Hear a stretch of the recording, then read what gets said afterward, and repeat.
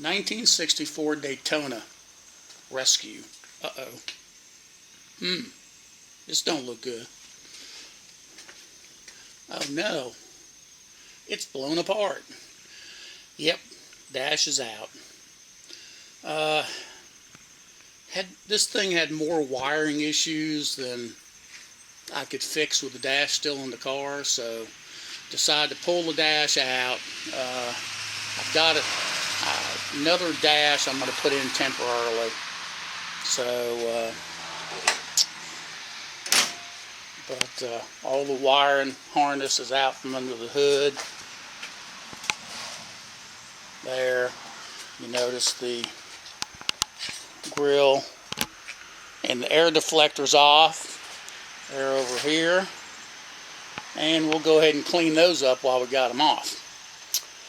So yeah, it looks like a explosion, or maybe a little bit more of a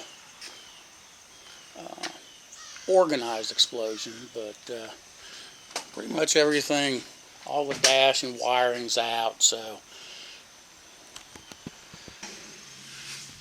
get the heat, check the heater core and the blower and everything while it's easy to get to. So why am I doing all this? Well, let me show you. Here's why I'm doing it. I've got to get the dash out anyway to put this new old stock dash pad on. Yeah, I know it's green, but that's okay. We'll dye it. The red color is easy to dye. Thank you to John Clary. Just a big shout out to John. He got this dash out of his stash of parts and sold it to me, and I really do appreciate it.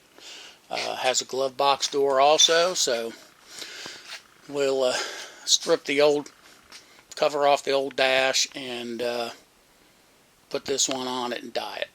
And here's the one that's going to go on it temporarily. This is the dash out of my dad's Challenger F-body two-door sedan, and it has a good wiring harness, and so we'll use this temporarily. You can see the top of the dash is not real good on this.